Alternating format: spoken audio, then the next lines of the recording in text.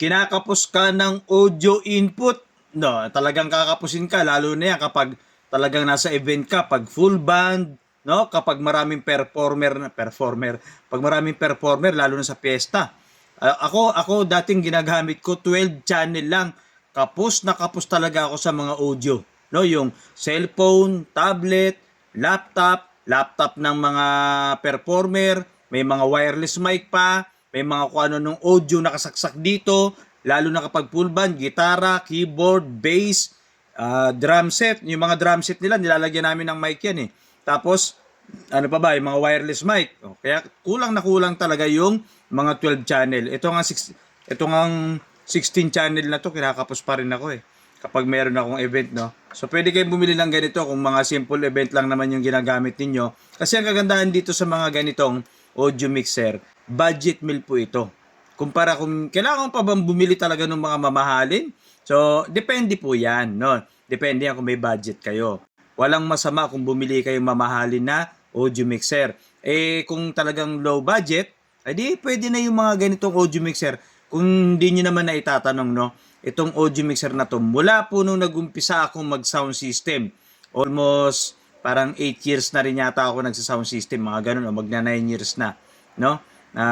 Ito yung ginagamit ko sa hanap buhay, no? Marami na tong pinagdaanan. Andyan yung dumating yung time na naaanggihan, nabila akong tinatakpan yan. Eh, ganun talaga eh, mararanasan nyo yan. Alam niyo itong audio mixer na ginagamit ko, yung lahat po ng volume control niyan, kada channel, ang channel na tinatawag ay ito. Yan, kumbaga sa kwarto, sa bahay natin kwarto, kanya-kanyang kwarto, isang kwarto, dalawang kwarto, tatlo, yun po yung tinatawag na channel. Parang TV ninyo, no? Parang 1, 2, 3, 4, 5, 6 hanggang maraming channel. So ito po yun. Kasi kaya ako dinidiscuss sa inyo yung mga channel, yung iba talaga hindi po alam kung ano yung channel na lagi nating naririnig, no? So ito yung ating audio mixer na yung pinakang kada channel nga ni ay puro fader, no? Faders or fader, or yung iba tinatawag na slider. Yung iba, sabi tinutulak-tulak. Depende kung saan po kayo komportabling tawagin. Okay? So at color code siya.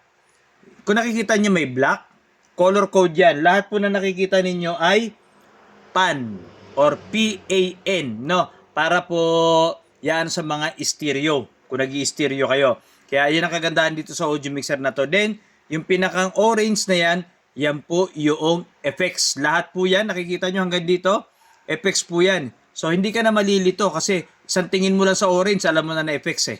Pagkabisado mo na. At yung mga nandito sa dulo na yan, ay effects po yan. Then, yung ganito ay auxiliary or AUX. So, paano ginagamit ang AUX? Meron po itong AUX dito, ginagamit po yan sa monitor. No? Lalo yung mga naglalaiban sa harap nila. Kapag nagsiset up kami, yung mga singer, sa harap nila may nakaharap na speaker. Napapansin ba ninyo? No? Sa mga stage may mga nakaharap na speaker. So, dahil po yun sa AUX, dahil kinokontrol niyan yung mga monitor speaker. Okay? Then, yung sumunod, itong pinakang ganito, yung gray, yan po ay yung mga bass, no, or low, or yung tinatawag na makalabog, bass, no, o bass.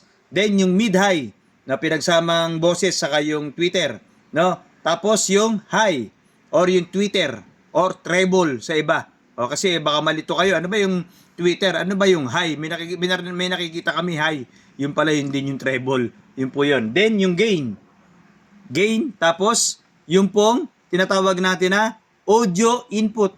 Yan, kung mga PL jack or jack yung mga ginagamit niyo, pwede kayo mag-connect diyan. Lalo na nga yung mga gitara, keyboard, 'di ba? May mga e-drums, merong yung mga microphone, dynamic, videoke player, pwede po diyan.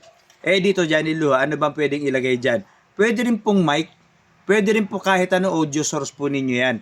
Gitara, keyboard, or kung anong bamang tinatawag natin na musical instrument ang pwede dyan. Kasi yan po ay mga input. Ibig sabihin, yan po yung pwedeng saksakan ninyo ng smart TV, no? TV, DVD, para lumabas dyan. Yung mga mic, wireless mic, no? Dyan po yan nakasaksak lahat. Kaya nga ito ang maganda sa audio mixer na to, no? Tapos, yung pinaka-output niya, okay, main out, papunta ng equalizer or ng inyong amplifier na gagamitin. So, XLR. So ang nakalagay dyan ay 3 pin, 3 pin yan na patusok. So ang ginagamit dyan ay male XLR. So depende kung ang gagamitin nyo ay equalizer, male, female XLR. Sa mga integrated, female XLR to RCA. Okay? So pasyalan nyo sa ibang videos ko yun, tinuro ko sa inyo kung ano yung mga cable, no? Dito hindi natin may discuss kasi mahaba masyado yan. Then dito PL jack, pwede kayo mag PL jack. O yung jack, pwede kayo mag-output ng jack din.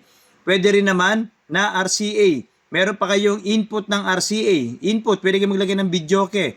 Kahit anong audio.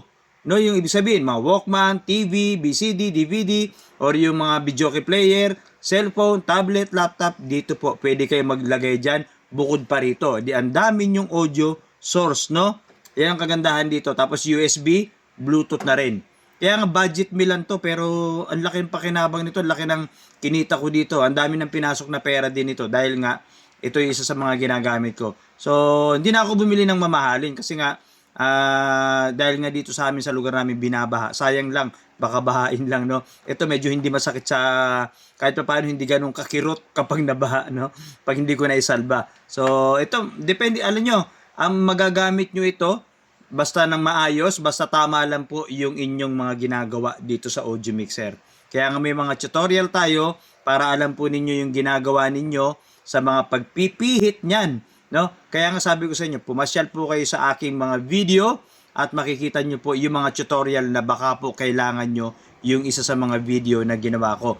Kung meron pa kayong gustong ipaturo na ating mga audio connection, mag-iwan lang kayo ng comment at pipilitin natin lahat yan ay mabasa at gagawa natin yan ng content para po kayo ay matuto at share po ninyo yung live yung ating video na napapanood nyo dahil libre naman po yan, wala pong bayad ang ating tutorial, okay? Sa mga gustong mag-check out nito, may mga inilalagay akong link.